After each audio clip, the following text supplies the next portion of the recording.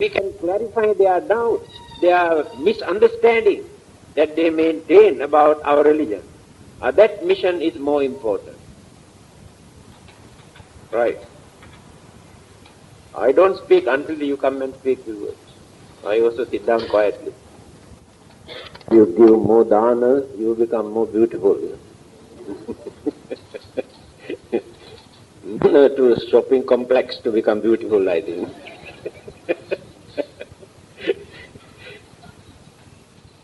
Nowadays, meditation has become a very popular religious subject all over the world, especially in the West. They never conduct any religious service without meditation. So they concentrate more on meditation. So when you read certain Buddhist stories, Dhammapada and many other stories, you can see many of those meditators could manage to attain either jhana or sainthood, sotapanna, sakadagami, anagami, arahant, within few days time. But today, although we meditate for many years, day and night, by attending various meditation courses, why we cannot gain anything? What have you achieved so far through your meditation? If you did not gain anything, what is the cause? People have different mentalities or beliefs or objects or intentions when they want to meditate. They want to gain many things. Good health, to get rid of their sicknesses, long life, to get rid of their problems and worries and disturbances, and for their business to make more money, for their security, various purposes. The main purpose for meditation, as introduced by the Buddha, is something else. But on the way, when we meditate, we gain or we experience many of those worldly or material things come across on the way. But we have to go through, we have to forget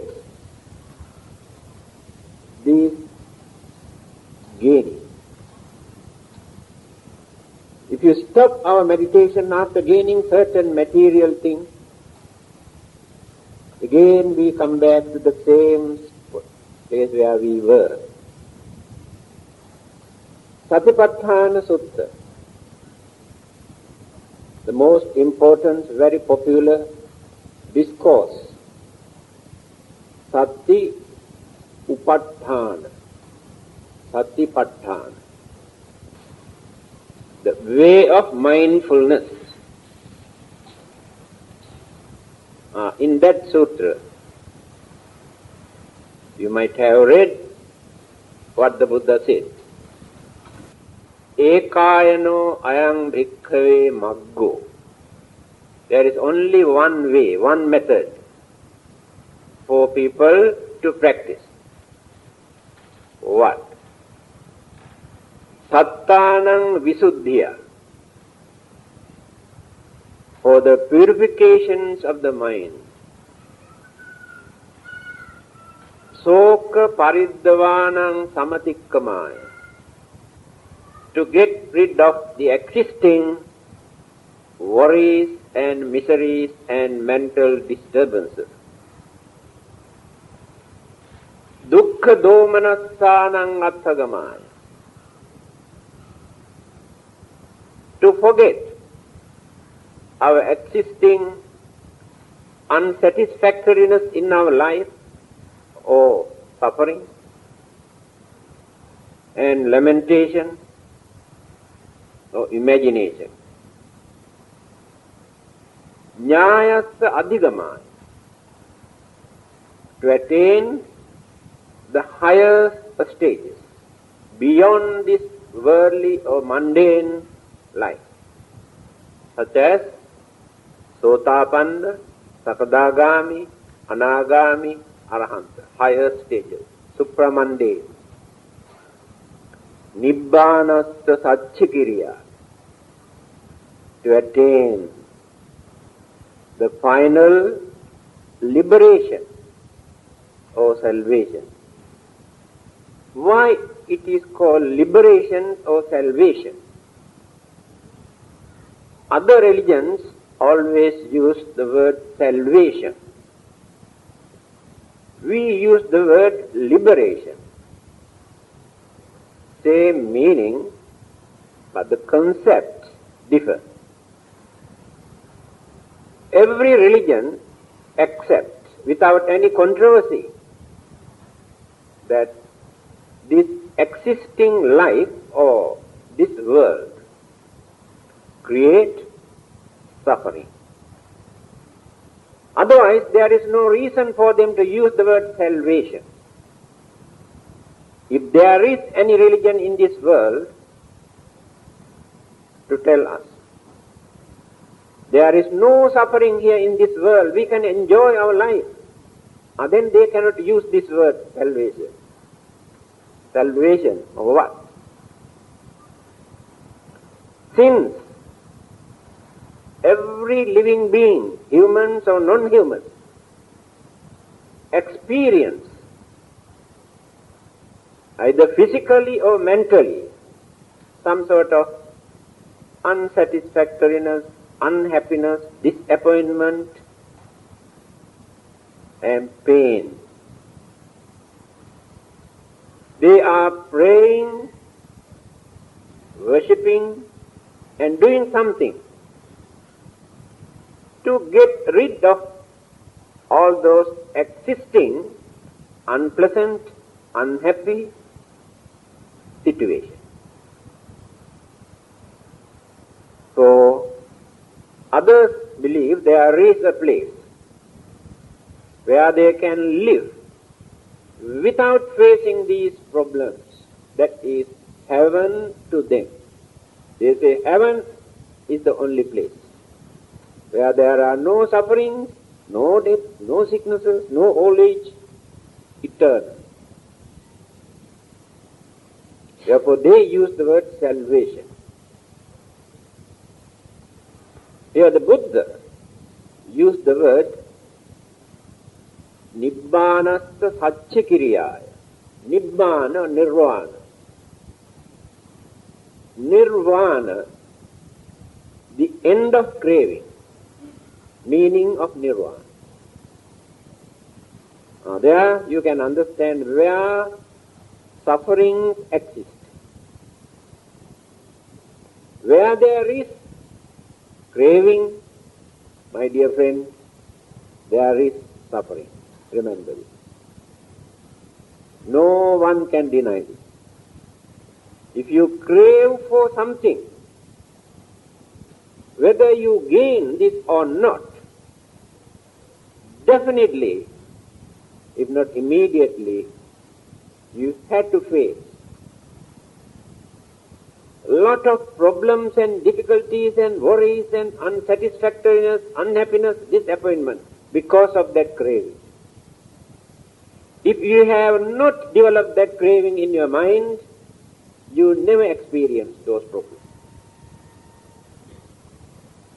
That is what the Buddha says. Define this word nirvana. No more craving for anything. If we crave for anything, then we must be prepared to face the consequences, forms of suffering. That is called end of suffering. That is called liberation. That is called salvation from the Buddhist point of view. So my question is, although we meditate, sometimes we glorify. We meditate and meditate and meditate, create our own imagination, thinking that we have gained something, but we do not know what we gain. In our Buddhist book, it is mentioned, there are 10 Palibodha. Palibodha, the Pali word, impediments. Impediments means hindrances.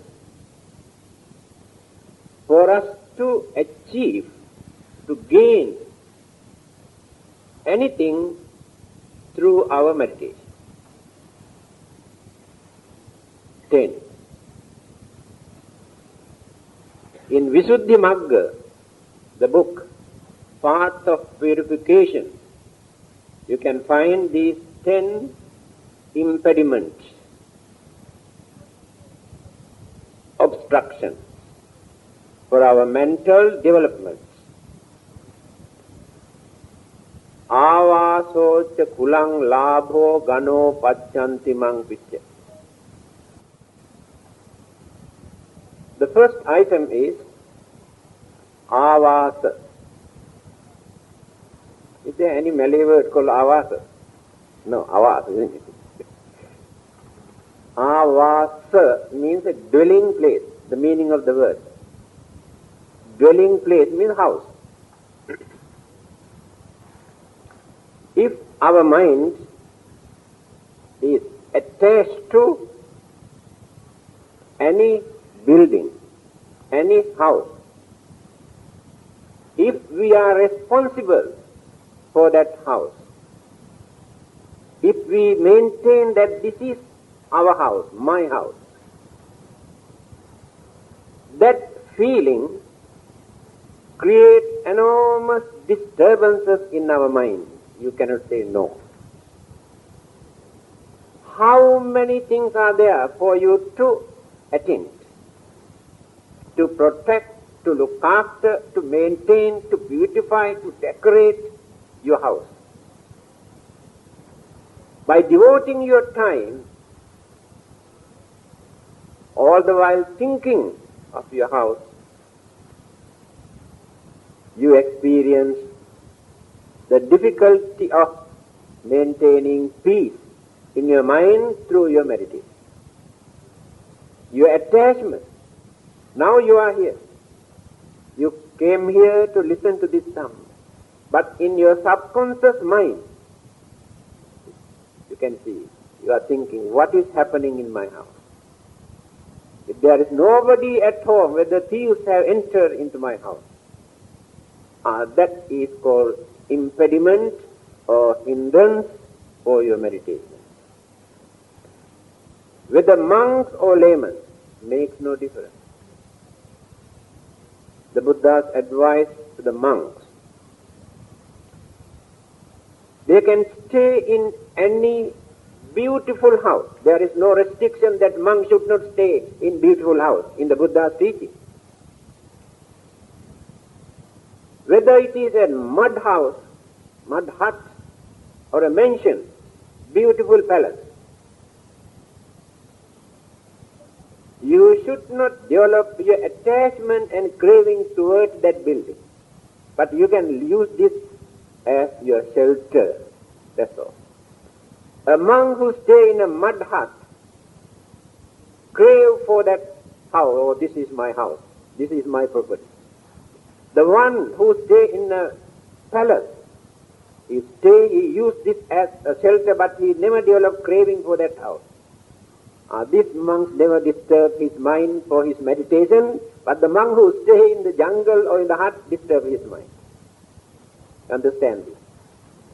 So, those who really want to meditate, if they want to gain some sort of achievement or development in their mind, they had to reduce their responsibilities and commitments and craving towards their houses. So how many people are there to do this? Who can do that? You can meditate throughout your life, you won't gain anything. Anything means real achievement through meditation.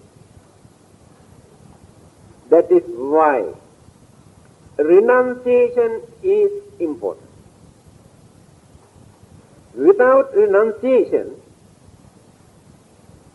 while maintaining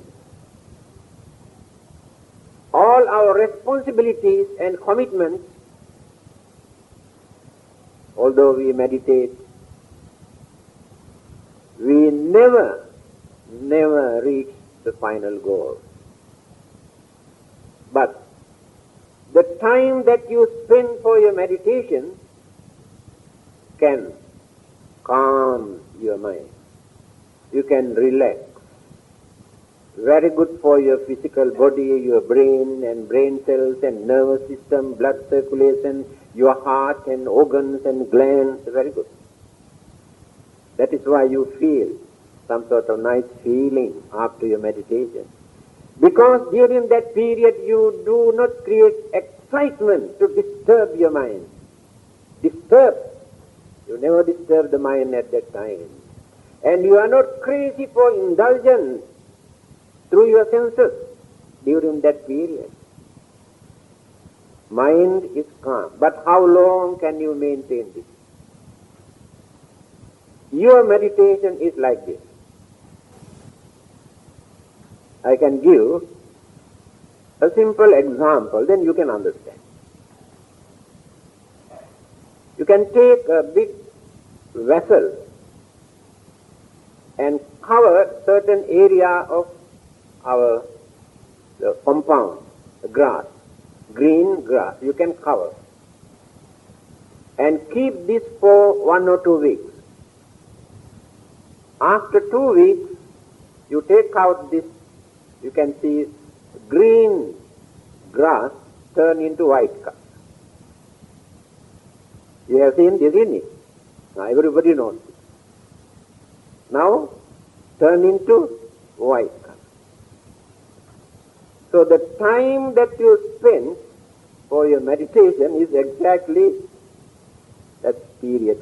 How you change your mind and mental attitude is exactly like green grass turn into white color. After a few days' time, again you go and see the white color change into green color, normal color. So when you come back after your meditation, again your commitment and responsibilities and the worries and anger and jealousy and grudge and craving again close. That is why you cannot gain anything. I can give another example. Assume there is a nice pond or well where you can find very clear water. But this water is covered with dry leaves or grass, completely covered. So when you want to take 1 bucket of water from this well or this pond, you can put this and shake here and there, then you can see nice crystal clear water. Take 1 bucket from there. The water is very clear. Immediately the same dry leaves or grass cover the water. So the time that you devote for your meditation, what you do at that time, you remove the dark clouds from your mind, dirty ideas, wicked ideas, silly ideas, you remove for the time being. Then the mind becomes very clear, only for a short while. Just like the bucket of water that you collected from the well. When you stop this meditation, again the dust and rubbish come and occupy the mind, then how can you gain the highest achievement through your meditation? So one of the impediment or responsibilities or disturbance which hinders our meditation is our responsibilities, commitments, attachments towards our property, houses. You cannot say no. Second one, I have no time to explain all these things in detail. Second one is kula. Kula means family. Attachment towards certain family, particular family. This advice is given especially for the monks, those who meditate. Now we have, I think, not less than 10,000 members and devotees who visit this temple as followers, as our friends, as our devotees. If we develop our personal attachment towards one particular family, thinking they are our good friends, then we develop attachment.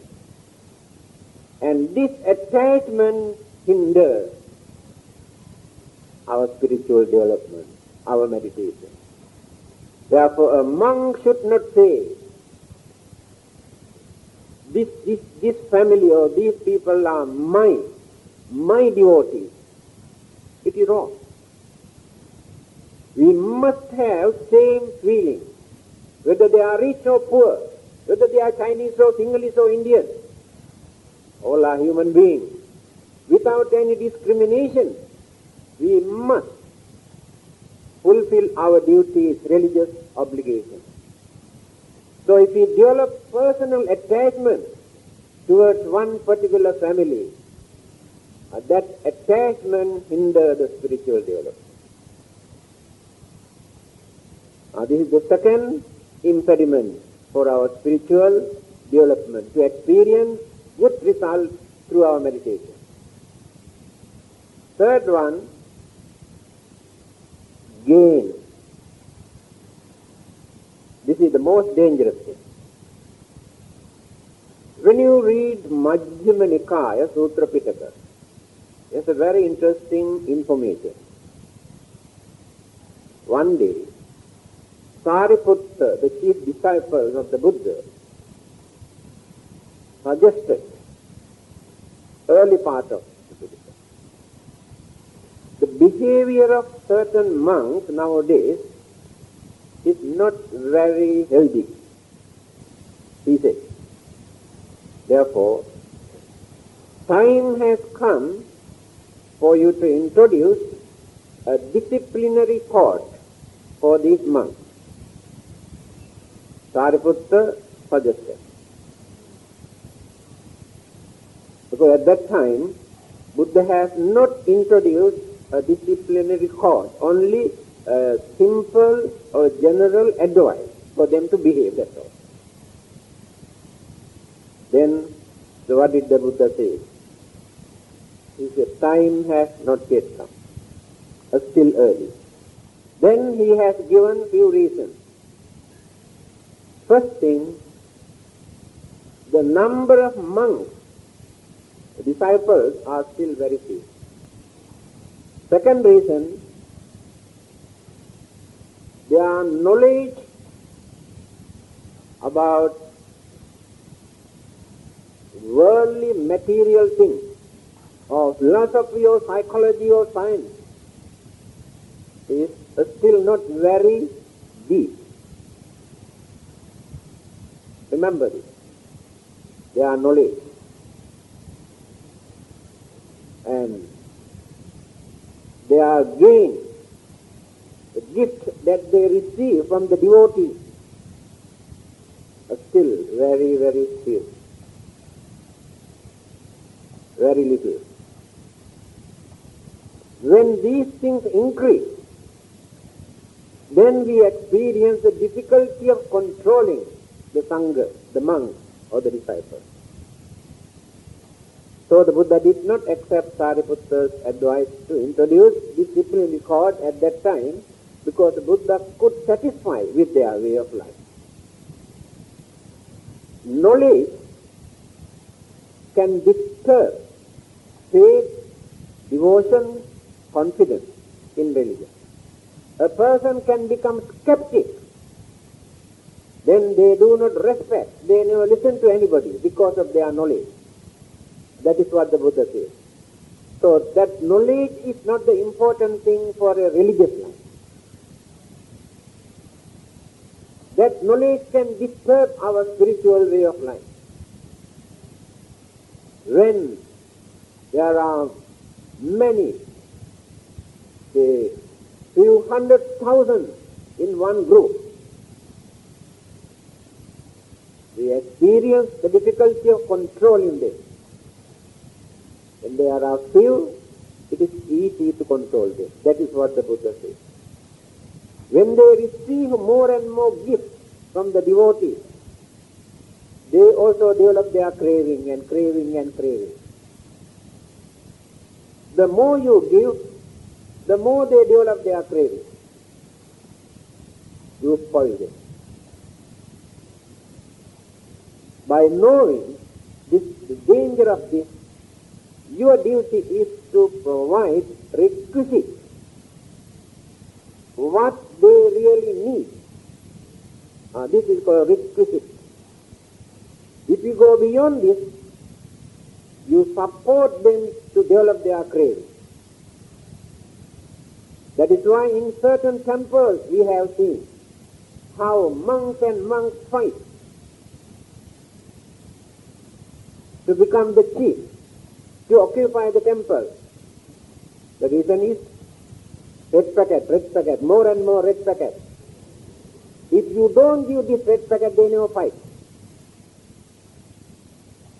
That is the way how you increase. But when you come to know that we need your support, either to buy some medicines or the books or anything requisite, then it is your duty to go and support them. But don't spoil them simply by distributing every time when you come red packet, you spoil them. What is happening in many other temples all over the country? You increase their craving.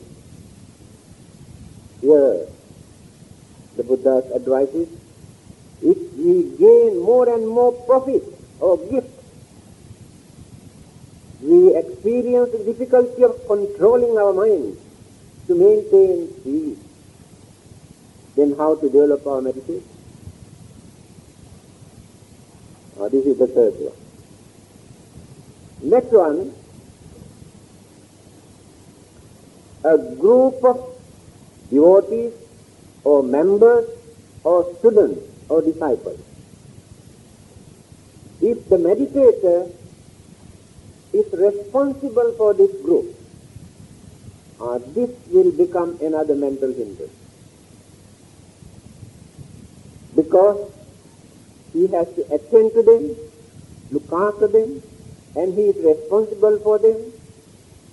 And there may be lots of problems, controversies, arguments, different characters and behavior and temperament, and he experiences difficulty of controlling them.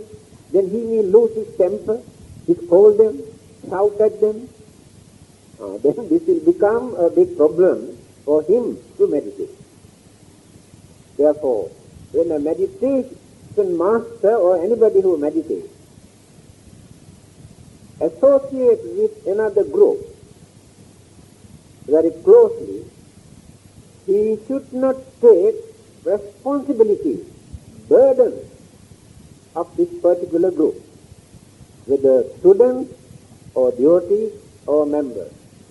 But he must fulfill his duties towards them without taking such responsibilities into his mind.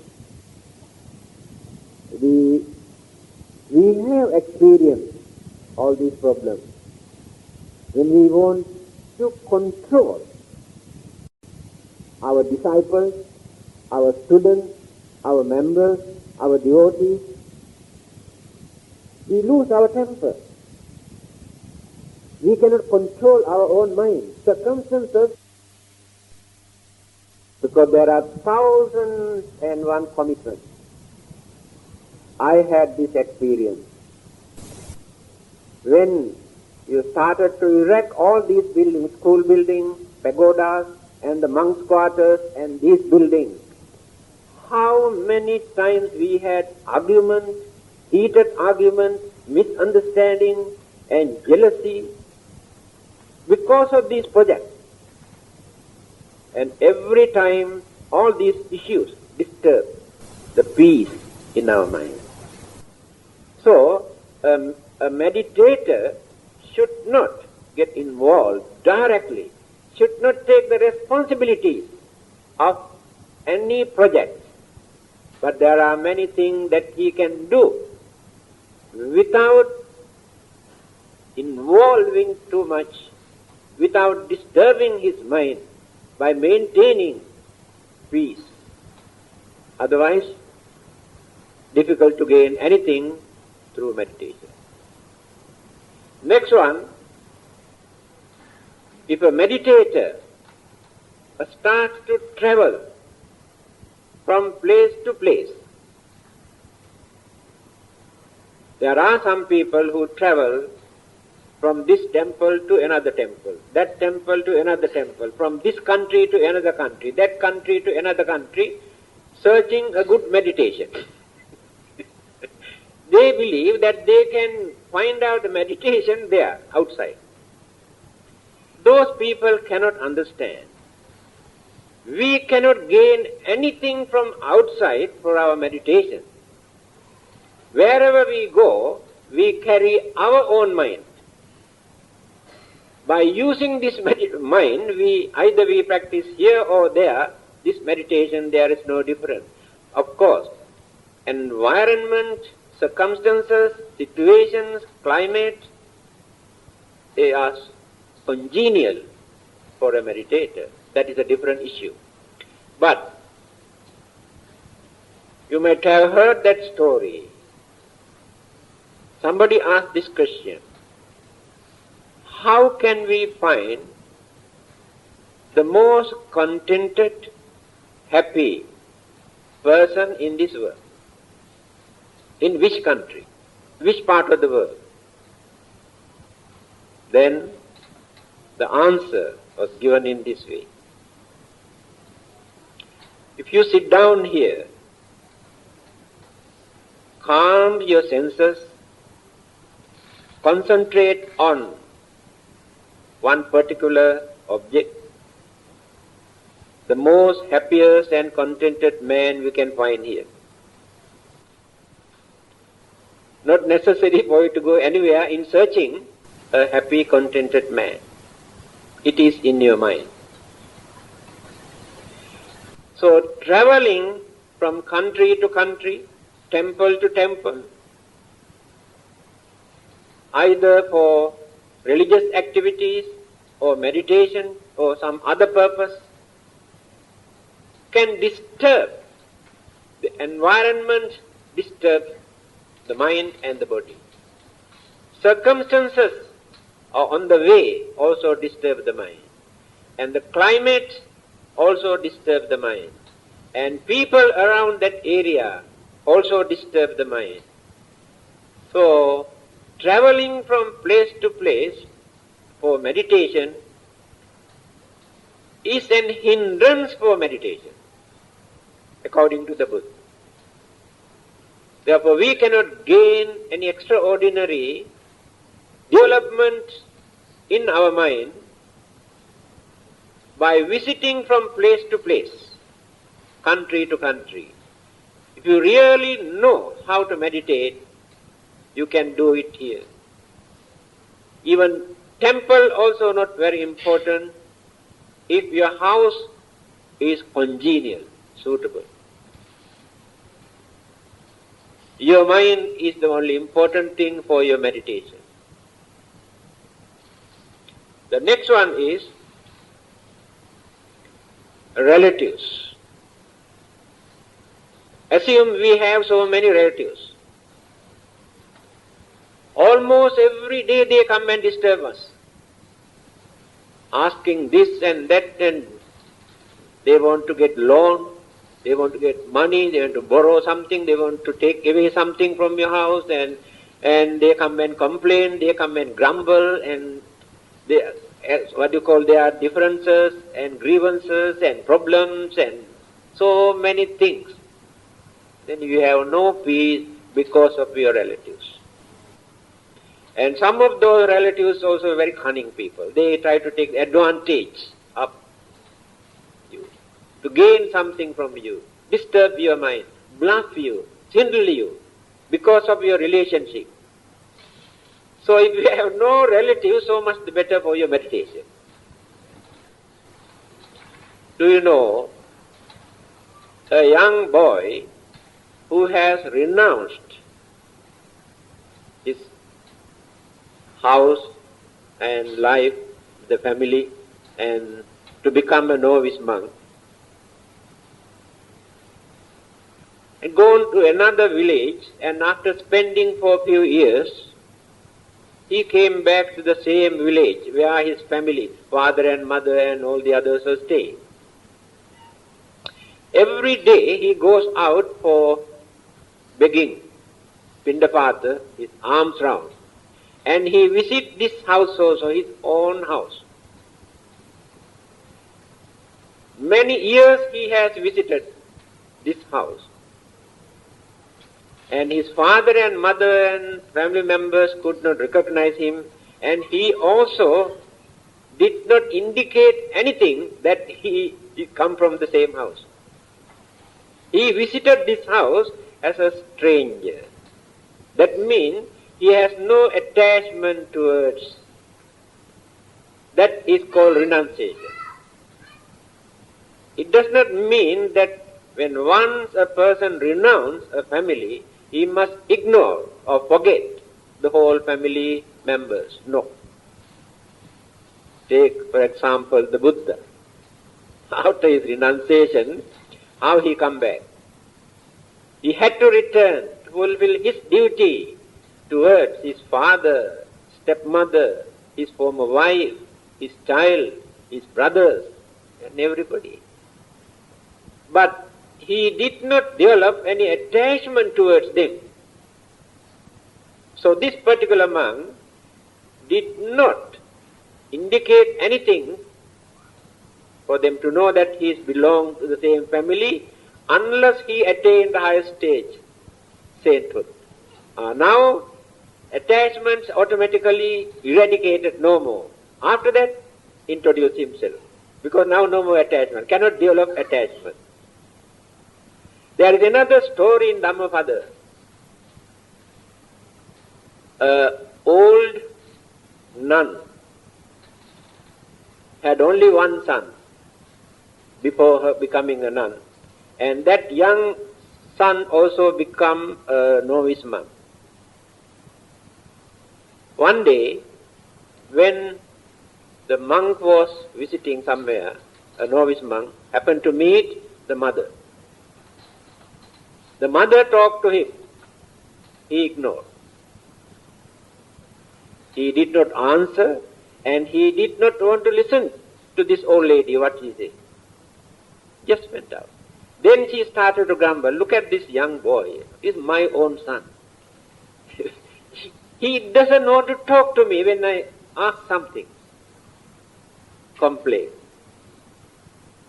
And later, when he was asked why he behaved like this, what this young monk said, if I talk to her, then again we develop our feeling attachment. Then this can hinder my spiritual development and her spiritual development also. She developed her attachment, I develop my attachment. Best thing is to ignore this for the time being until we gain higher stage. After that, no more attachment, but we can fulfill our duties and responsibilities. That is what these relatives and friends, attachment towards them create lot of commitment and responsibilities and disturbances. Try to reduce that attachment, of course, when your services are needed. Don't forget them. You cannot ignore them. We can fulfill our duties towards anybody without even developing our attachment. We can fulfill our duties towards our children without attachment. But how many can do that? Because parents need emotional satisfaction through their children. That is the most important thing for a father and mother. So while fulfilling their duties, they also develop this affection, attachment to gain emotional satisfaction. It's not so easy to forget that. But even then, it is not impossible to do that. Fulfill all your duties without developing personal attachment or expecting anything in return. After that, you never experience disappointment. You never complain because you did not expect this. You have done your duty. Then easy for you to meditate. Next one, sicknesses. If we suffer from certain sicknesses, sicknesses can create frustration, unhappiness, and insecurity feeling, thinking that we are going to die. Then fear. If mental attitude is such, then we experience the difficulty of controlling that mind to maintain peace. But if we are wise, we can take the sicknesses and the feeling as an object for our meditation. In Satipatthana Sutta, feeling, pleasant and unpleasant feeling that we experience, we can take as objects for our meditation. Then it will become very effective. Then we never create that frustrations or disappointment. We consider this as natural feeling without harboring hatred toward unpleasant feeling, without developing our affection toward the pleasant feeling. Avoid both. Regard these things are natural feelings, they are changeable. These feelings, pleasant, unpleasant, are not permanent. Then this will become meditation. But many of us create very, very bad atmosphere when we are sick. We grumble and cry and accuse and blame and behave very funny way, especially elderly people, very old people. That is, of course, age. Very hard to satisfy them. Very difficult to console them. Always grumble for everything. They have complaint. Almost every day they have complaint. Then how to meditate? So sicknesses create disturbances in our mind for us to achieve the development in our meditation. Next one, Grantha. Grantha means book. Book knowledge. You may read hundreds and thousands of books to gain knowledge. You want to know how many stars are there in one galaxy. You read books, how many million. And you want to know how deep is this earth. You study and record. You want to know how far from this earth to this moon and sun. Record. Your knowledge is wonderful. So you go on developing and developing. You want to know how many energies, many kind of energies are there in atomic energies. Electron, neutron, proton, this ton, that ton, all sort of things. Your knowledge is wonderful. And you study so many languages. Every religion. You study Buddhism, Christianity, Hinduism, Islam, Judaism, and everything. You study history, geography, biology, chemistry, anthropology, and what do you call astronomy, astrology. Wonderful knowledge. So when all these things get together, accumulated, it's a vast area in your mind becomes Roja. Now you cannot decide what is right, what is wrong, what to do and what not to do, whether this is right or whether this is wrong. You cannot understand because of vast knowledge. So that knowledge is not the important thing for a man to develop his mind, not through academic book knowledge, to develop his mind, to train his mind, to purify his mind, to find out the final salvation. So, don't read too much. And even Buddhism, when you read Buddhist book nowadays, I think you get fed up with Buddhism. Now, printing book has become another nuisance, actually speaking. Real nuisance. They do not know what they print. They cannot understand what is in the book. People have written all sort of rubbish by collecting donation from the public. You can see how sometimes we have to collect certain books from there and burn because they are misleading innocent people. When you read these things, you cannot understand what is Buddhism. Again, you want to mix up all these, Theravada, Mahayana, Tantrayana, Vajrayana, then Japanese Buddhism, Korean Buddhism, and Tibetan Buddhism, and this Buddhism, that Buddhism, all mix up together. Then Buddha's teaching is not there. So reading all sort of books completely disturb your faith and devotion and confidence in Buddhism. You can argue, you can talk. That's all. You can say, yes, I know what is Theravada Buddhism, I know Vajrayana, I know Tibetan Buddhism, I know Japanese Buddhism, I know this Buddhism, that Buddhism. But he doesn't know what the Buddha taught.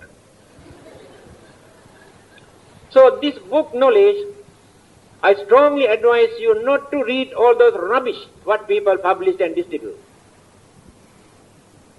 A person who writes a book must consider very carefully who are the people that read this book. What is their knowledge and understanding capacity and the language? They create more confusion and misunderstanding by publishing all these books. Especially the books written by Westerners. The way how they have distorted, misinterpreted the teachings of the Buddha, because they cannot understand the real concept, real idea what the Buddha taught. Because they know their own language, English language they can write. They have completely misled people by writing, because they have no faith, no confidence. They don't believe what they write. Remember this. This is the nature of scholars. Scholars do not believe what they write. That is only theory. They want to show how clever they are, style of the language, and deep knowledge about this. But the readers get into trouble after reading all this. Therefore, when a person writes a book, he must know that he is without damaging the devotion, confidence of the people, must know how to present this subject to gain more knowledge and more confidence. Here, so what the Buddha said, don't depend on book. Earlier also he has given this advice.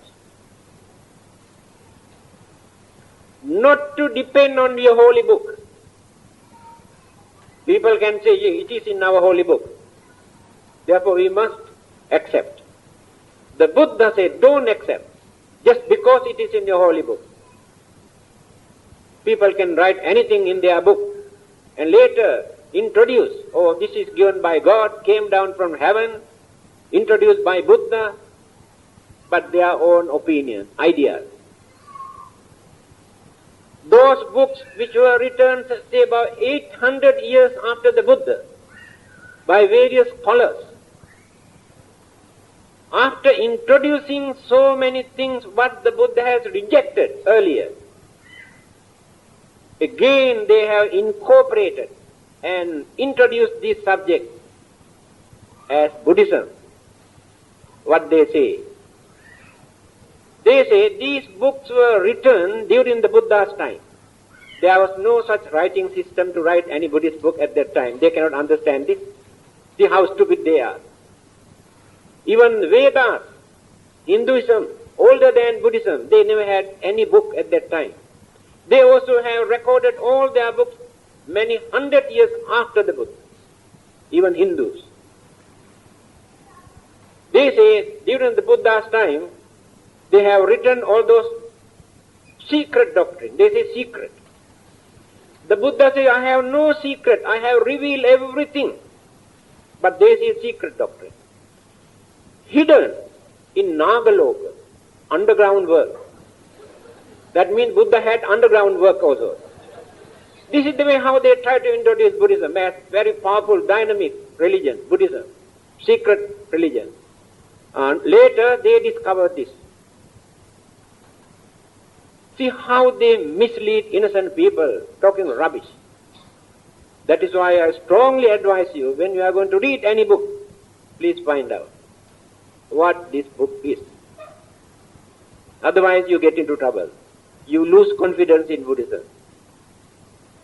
And many of those who have attained sainthood during the Buddha's time, I think they have not studied even ABCD. They do not know how to read and how to write.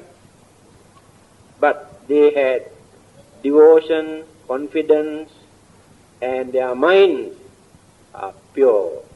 They have no dirty mind. What we need is pure, healthy mind.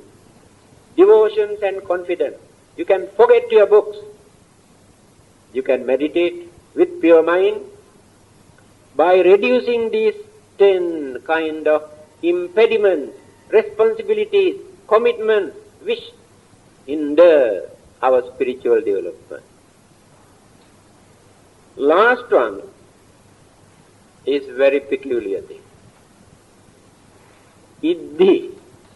Do you know the meaning of Iddhi or Riddhi?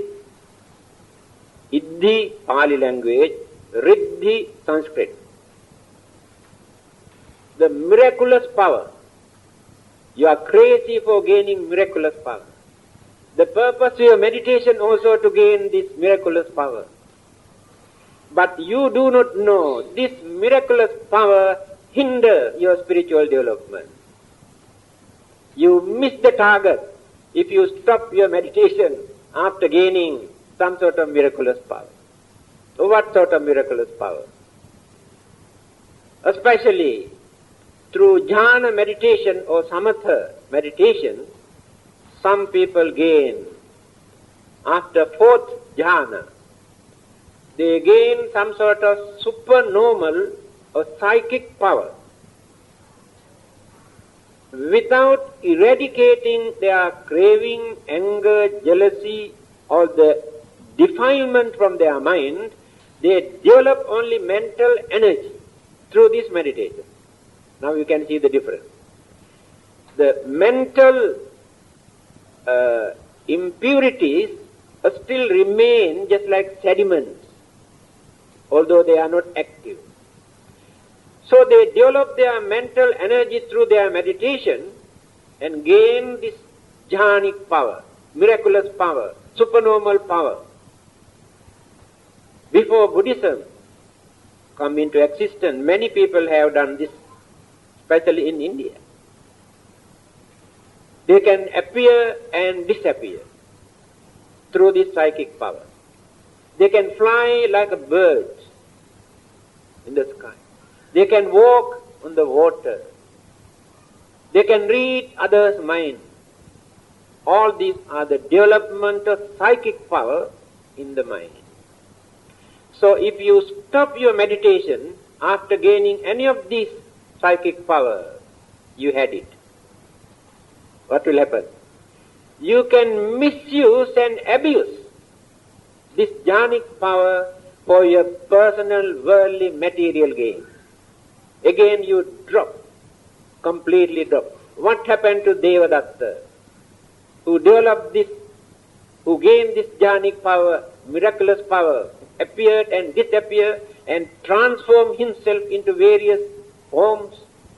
Such a man, he is suffering in hell today. He abused this miraculous power. That is what the Buddha says. Iddhi or jhanic power or miraculous power can hinder your spiritual development because you can abuse and misuse. So you have to go further.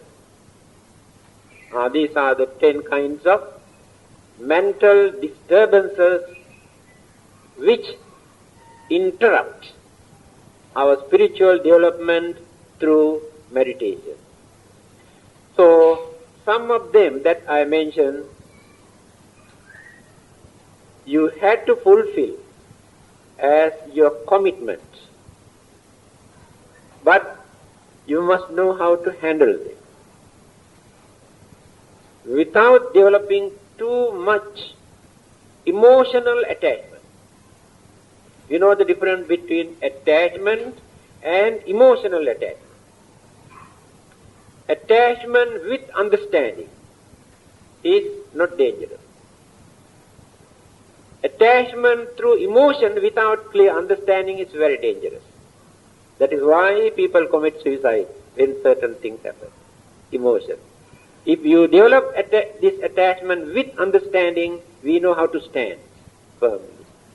That's very important. Especially husbands and wives, parents and children. They can develop this with understanding. If they use only emotional feeling and affection, then they get into trouble when certain misfortunes take place, happen. Okay. Akāsattha Jagummattha Devānāgā Mahiddhikā Puññantang Anumoditva Chirang Rakkhantu Loka Sāsanang Ittvavatā ca Amhehi Sambhatang Puñña Sampadang Sabbhe Devānumodantu Sabbha Sampatti Siddhya Devo Vassatu Kālena Sassa Sampatti Hetu ca Pīto bhavatu loko ca rāja bhavatu dhammiko idang ho ñātīnaṁ hotu sukhitā hontu ñātayo imina puñña kammena māme bāla samāgamo satang samāgamo hotu yāva nibbāna pattiyā.